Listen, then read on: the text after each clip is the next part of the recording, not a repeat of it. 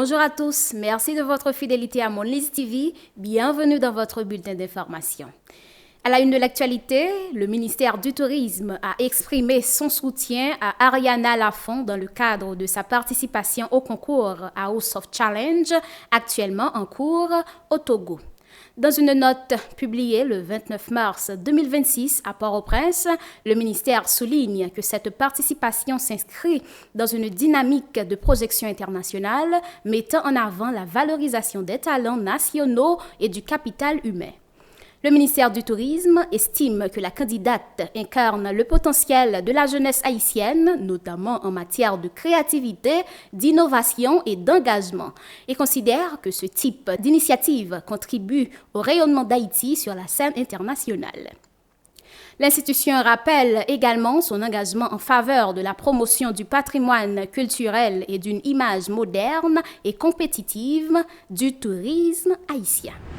Autre point de l'actualité, une attaque meurtrière a été perpétrée le samedi 28 mars dans la localité de Jean-Denis, dans le département de l'Artibonite. Selon des informations, plusieurs personnes ont été tuées et des maisons incendiées par le gang de Savien. Le bilan reste pour l'heure inconnu, les habitants évoquant des difficultés à évaluer les pertes. L'attaque est survenue alors que la population se préparait à une festivité de Rara, tradition emblématique du Bas-Artibonite.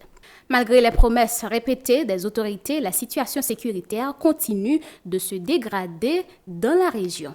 Ce dimanche 29 mars marque le 39e anniversaire de la Constitution de 1987. À cette occasion, le directeur général de l'ULCC, Hans Joseph, a mis en avant les principes de transparence, de bonne gouvernance et de reddition des comptes consacrés par la loi fondamentale, reposant notamment sur des institutions de contrôle indépendantes. Dans une publication sur son compte X, il souligne le caractère moderne et audacieux de la Constitution en matière de lutte contre l'enrichissement illicite.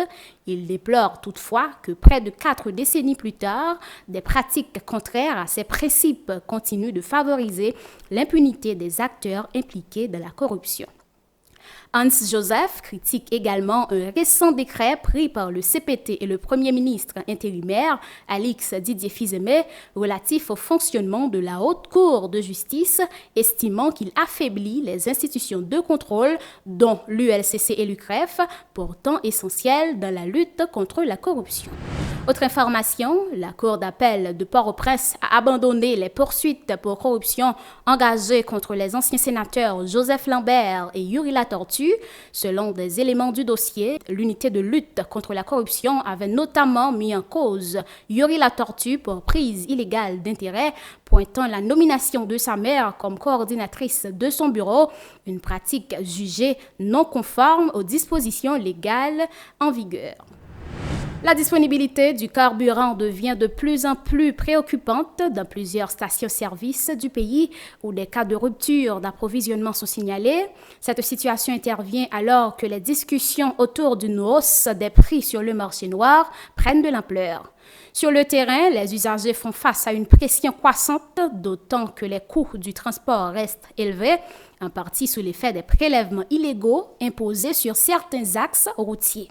De son côté, le ministère du Commerce assure dans une note officielle qu'il n'y a pas de pénurie, une déclaration en décalage avec les difficultés d'accès au carburant rapportées par la population. Toujours dans la page nationale, de la continuité des tensions liées à la rareté du carburant, le gouvernement intérimaire prépare un ajustement des prix à la pompe. Ce dimanche, le Premier ministre intérimaire, Alix Didier Fils-Aimé, a mis en place un conseil consultatif de suivi du marché pétrolier chargé d'évaluer cette hausse. Le conseil regroupe des représentants de l'État, du secteur syndical et des compagnies pétrolières. Face à la montée des prix internationaux, cette décision ravive les inquiétudes sur le coût de la vie pour les ménages déjà pénalisés par la rareté et la cherté du carburant. Le directeur de la direction de l'immigration et de l'émigration, Jean-Antoine Simon Fénélon, a été mis hors de cause par la DCPJ dans le dossier relatif à l'émission de 2 passeports non conformes. Le rapport d'enquête a conclu qu'il n'entretient aucun lien avec ces irrégularités. L'institution avait pourtant alerté dès janvier 2025 sur la nécessité d'introduire un système d'identification biométrique pour sécuriser le processus. Une nouvelle correspondance adressée le 3 novembre 2025 au ministre de l'Intérieur, Paul-Antoine Bien-Aimé, est restée sans réponse. Selon le parquet, les documents en cause avaient été transmis par le ministre lui-même sans signalement formel des anomalies. Un point sur l'actualité internationale dans un instant.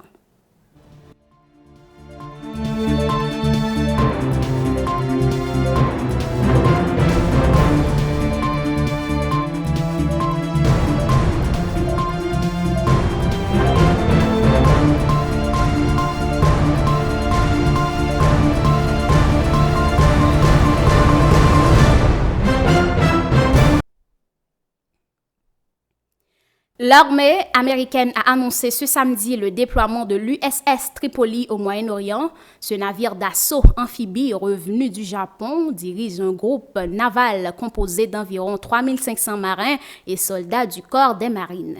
Deuxième bâtiment de ce type au sein de la flotte américaine, l'USS Tripoli est envoyé pour renforcer la présence militaire des États-Unis à proximité de l'Iran. La Suisse, de son côté, est confrontée à une intensification sans précédent des menaces étrangères, selon le service de renseignement de la Confédération qui alerte sur la vulnérabilité des infrastructures critiques.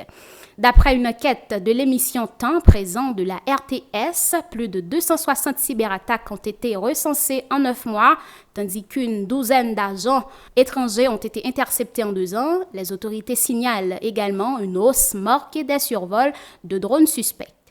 Le canton d'Argovie, qui abrite 3 réacteurs nucléaires, figure parmi les zones les plus sensibles dans un contexte que le CRS qualifie de densité de menaces sans précédent. C'est ici que s'achève ce bulletin d'information. Mesdames, Messieurs, merci de l'avoir suivi. Restez connectés à Mounlis TV.